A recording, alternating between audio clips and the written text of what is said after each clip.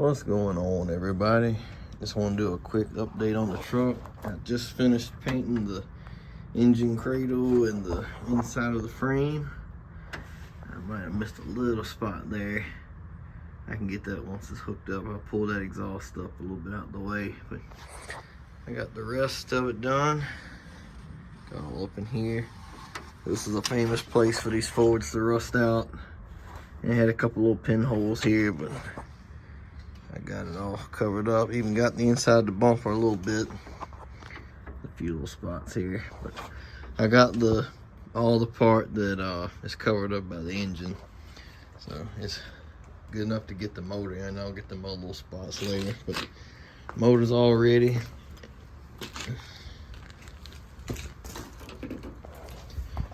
I got all the wires from that engine put on here. Main wiring harness.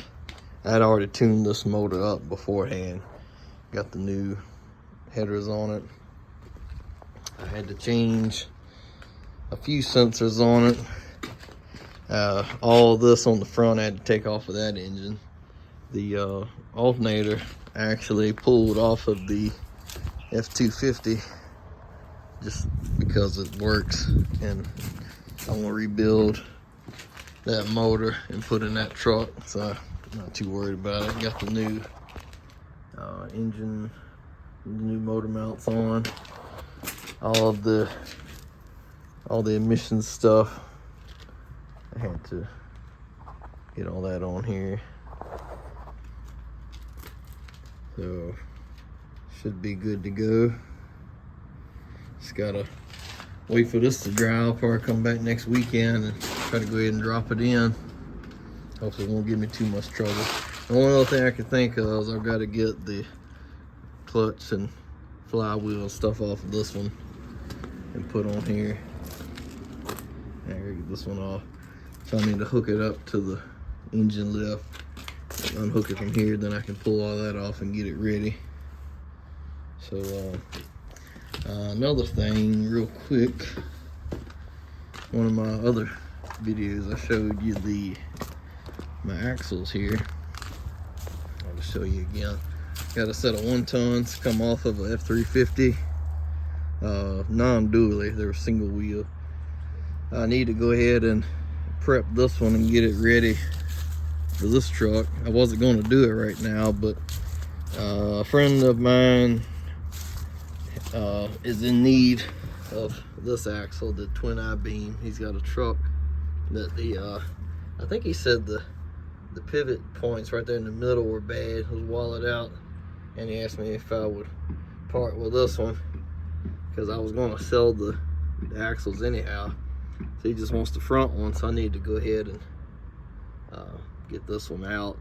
Probably pull it to his house. It'll drive still, and get it done.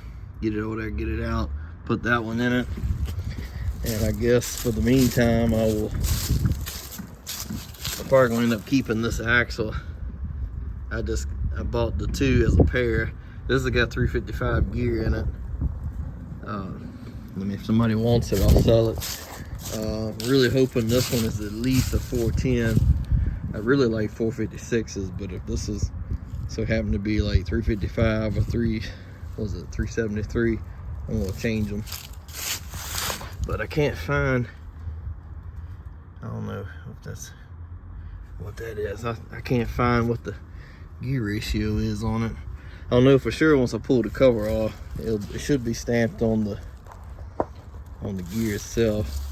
I've seen them where they were stamped on here somewhere. It should say 4.10 or 456, whatever.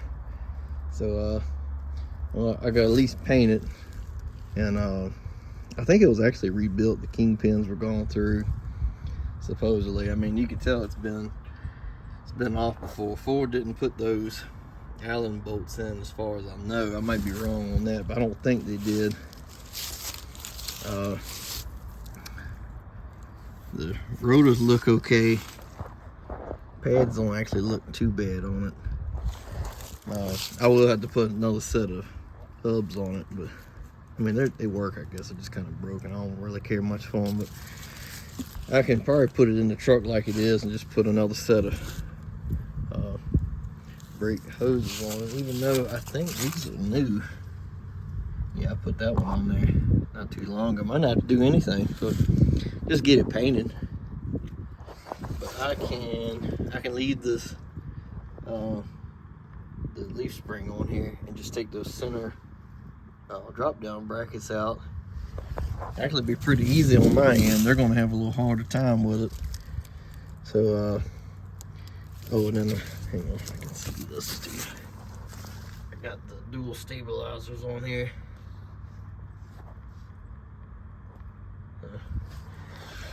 Anyway, yeah, that's that one. And right now I'm trying to get this one going.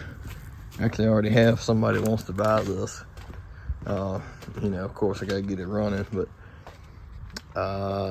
can't think of anything else. Once I get that in, I need to put a new wiper motor in it, because this one only works on high. And to get to those bolts there, you got to take the cowl off, and take the cowl off, you can get the wipers off, and you just about got to take the hood off. So since I've got the hood off, and we kind of damaged this anyway, I went to the junkyard, went to a pick and pull, and found another one, same color, in good shape. So, I mean, not perfect, but a lot better than what was on it. So there's no rust, no dents on it.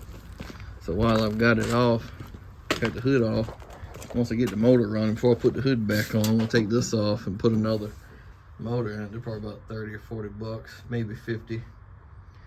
And try to at least get that going. And it also needs a new blower motor. And so that's all stuff I can do here while I get it put back together. And hopefully that'll be it, because it passed inspection just before I parked it, probably about a month ago now. But it's been probably in the teens and 20s at night and barely hitting above freezing during the daytime, so there's no way of getting this done. You work on about 10-15 minutes, maybe 20. Your nose and fingers get numb. So I think it got into the 40s today, and I've got a pair of insulated coveralls on so I could stand it today to get it done. I'll definitely be ready to get this motor back in it. So I hope it runs better than it did when I heard it run, because I've got better exhaust that don't leak on it, and I tuned it up. I think I changed all this too, the coil and pretty much everything electrical on this, because I know that this motor was running really good. It just was burning and leaking oil real bad because the rings were shot. I had to change the dipstick housing as well. Let me show you there we go. Here's the old dipstick tube. I don't see the rest of it, but it was broken off in half here, and they just put this hose on it, and the rest of it went into the engine. I don't see it, but it's laying here somewhere. And this is the old wiring. There's nothing wrong with it, just like that was the plug to hook it up to the truck, and this is the plug for this one. So you got these 4 plugs here, the round ones, and they mate up to these 4. There's stuff like that. Like I think I said it in the last video, but this was out of a 99. This is out of a 95 F-150, and this is an 89. So they changed little stuff like the PCV valve that goes up around, goes in here. You got this plug here, and this goes to the hose off of the power brake booster right there. This piece is on the front part. There's nothing here, and the PCV valve goes into the back.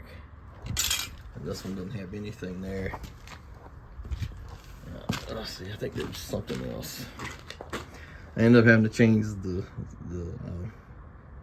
I don't want to call it a throttle body because it's technically not a throttle body because it has an injector for each cylinder, so it's fuel injection, but the intake basically had to change this one because I don't remember exactly how it was. It's a little bit, it has some differences. I want to say the plug for this was different. The